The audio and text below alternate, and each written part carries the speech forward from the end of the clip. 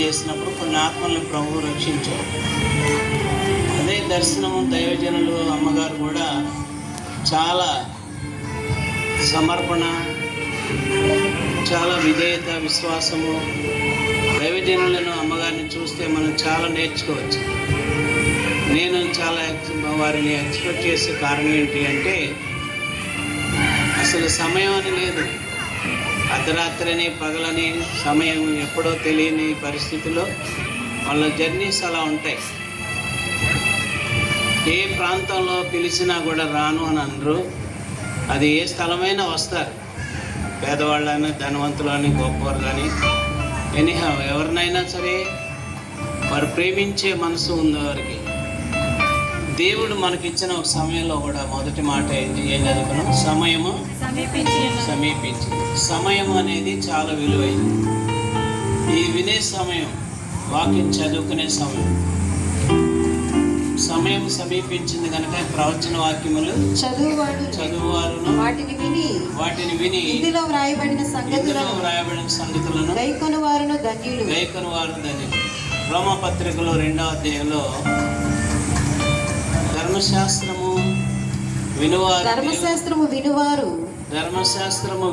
దేవుని దృష్టికి నీతిమంతులు కారు గాని ధర్మశాస్త్రమును అనుసరించి ప్రవర్తించు వారే నీతిమంతులుగా ఎంచబడుదురు.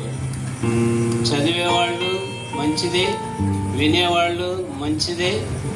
కానీ 3వ మాటలో ఉన్న విశేషమైన మాట ఏంటంటే, ధర్మశాస్త్రం వినువారు, చదువువారు దేవుని దృష్టికి నీతిమంతులు కాదు. ఎవరు మరి నీతిమంతులు?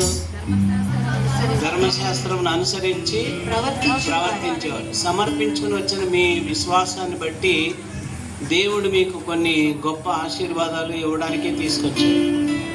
మీ విశ్వాసము గొప్పది, మీ ఆసక్తి గొప్పది. పక్షవాయు కలిగిన వారిని విశ్వాసముతో ఇంటి పైకప్పు తీసి కింద దించితే ప్రభు అన్నది ఏంటంటే, మీ విశ్వాసం గొప్పది అని. సరే, ధర్మశాస్త్రము చదువువారు, నేను రోజు చదువుతానండి. బైబిల్ ఎన్నిసార్లు చదివారు మీరు? ఒకసారి అని చదువుంటారా? కష్టమే. 2 సార్లు చదివారా? కష్టమే. 3 సార్లు చదివారా? కష్టమే. టైం ఉండదండి. ప్రేయర్ అవగానే తీసుకెళ్ళి బైబిల్ సెల్ఫ్లో పెట్టేస్తాం, టీవీ ఆన్ చేస్తాం. టీవీకి ఉన్న ప్రాధాన్యత బైబిల్కి చదవడం కూడా అశ్రద్ధ చేస్తాం. ఆరాధనకు వచ్చేటప్పుడు దుమ్ము దులుపుకొని వస్తాం. నేను ప్రార్థనా క్రమాన్ని వచ్చి అయ్యగారు అమ్మగారు మాట్లాడే విధానాన్ని చూస్తే నేను వినాలని వచ్చాను, అంతేగాని మాట్లాడడానికి కాదు.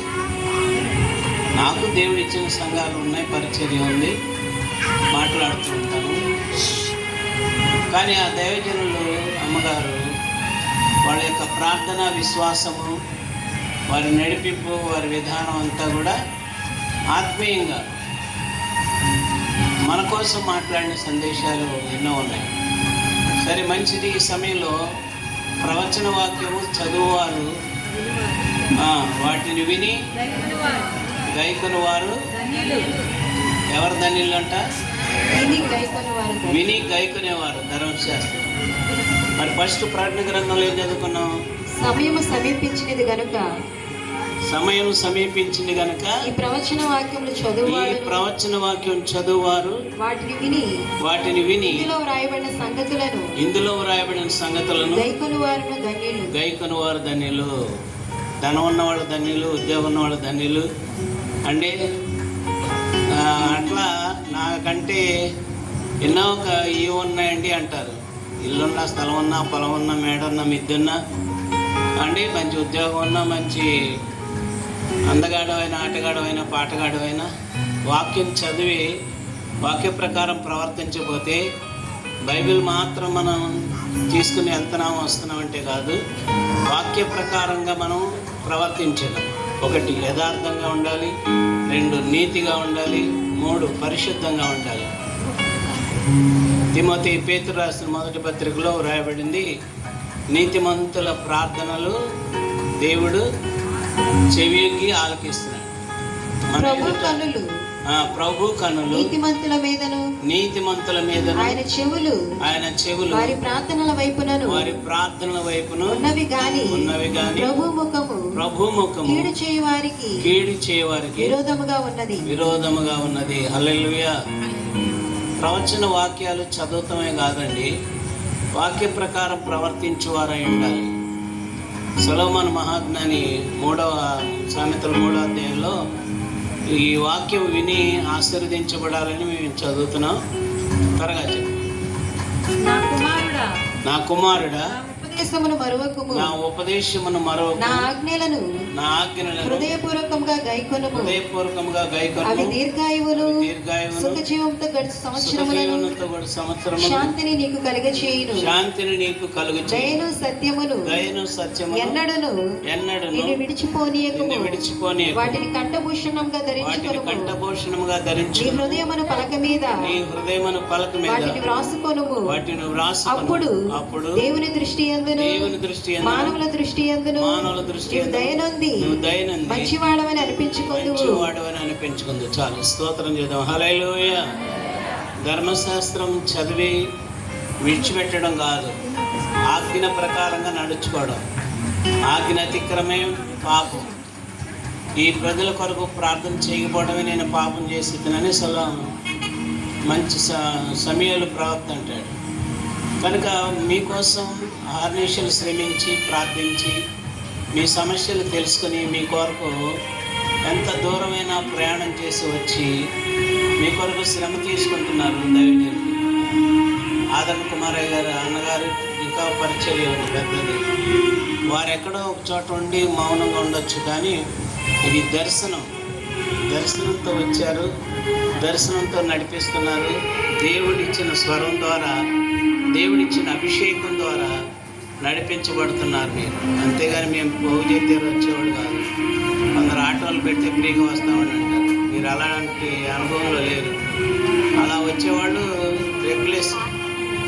Regulate speed. కానీ అయ్యగారు అమ్మగారి యొక్క ప్రార్థన మనల్ని నడిపిస్తుంది ఇక్కడికి. కాబట్టి మీరు శారీరకంగా ఆత్మీయంగా వర్ధిల్లాలి. ప్రవచన గ్రంథాన్ని చదవడమే కాదు, వినడమే కాదు, వాక్య ప్రకారం ప్రవర్తించాలి. యథార్థమైన ప్రవర్తన. ఆశారాజు గారు తన యథార్థమైన ప్రవర్తన, చాలా భక్తి కలిగిన వాడు. యెహోషువ ప్రార్థన, హిజ్కియా ప్రార్థన, రాజులు వాళ్ళందరూ.